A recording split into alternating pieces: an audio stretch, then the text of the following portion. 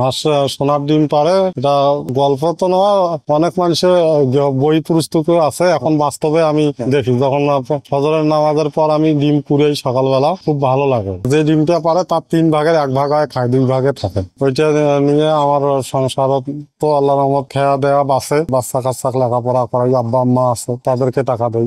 এটা কি সোনার ডিম পাড়া হইলো না? ইন্টার পাস করার পরে আল্লাহ দিলে চাকরির পাছত না বেড়ে নিজে নিজে মানে দেখি কিছু করা যায় না।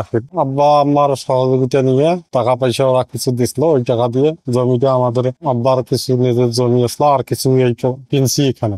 আগত যে জমিটা আসলো ওইটাতে আমি প্রথমে পুকুর দিয়ে অল্প কয়টা 30টা হাঁস ডিশ খামার শুরু করি। যখন দেখতেছি যে ডিম পারে, ভালো লাগে ডিম কুড়াইতে, 30টা হাঁসে তখন ডিম পারতো।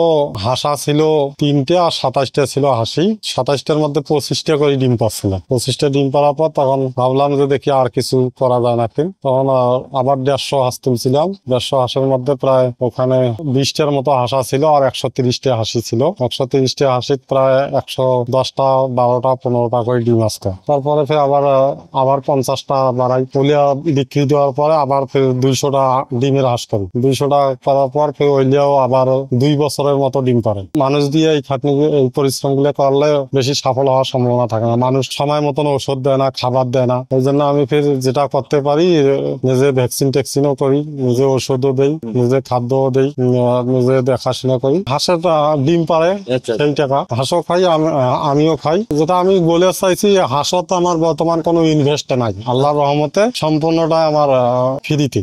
কয়েকদিন ডিমের দাম বেশি আসলো, 1800 টাকা সহ আসলো। তখন হাঁস আছে 300, ডিম পাচ্ছিল 255, 45, 50। তাতে আমার হিসাব নিকাশ করি 2500, 2800 টাকা টেকছিল। এখন একটু কম টেকতেছে, বাজারটা একটু কম তো।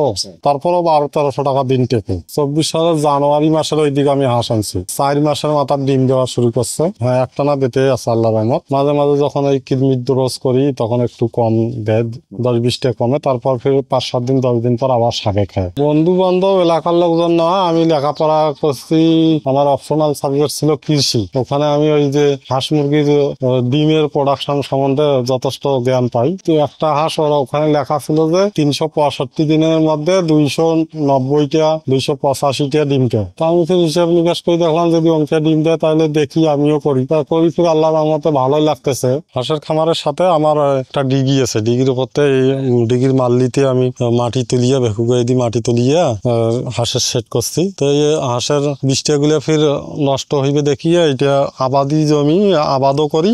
এক সাইডত আমার 5 শতকের মতন জায়গা, 80 শতকের মধ্যে 5 শতকের মতন জায়গা পুকুর আছে। এই পুকুরত 12 মাসেই মাছ থাকে। তার মধ্যে এই যে যখন হেংতে ধান গাড়ার সময় আসবে পানি আটে দেবো, মডার আছে দিয়ে হেংতে ধান গাড়বো। যখন ফির চায়না বড় ধান গাড়ার সময় আসবে, চায়না ধান গাড়া, তখন ফির পানি আবার আটে দেবো, না হাতে পানি কমে থাকে সেই সময়। হ্যাঁ, সবচাইতে মজার বিষয় ভাই, আপনারা জানলে অবাক হবেন, আমি যে 4 লক্ষ টাকার মাছ বিক্রি করছি, আমি 1 টাকারও খাবার দেইনি মাছ।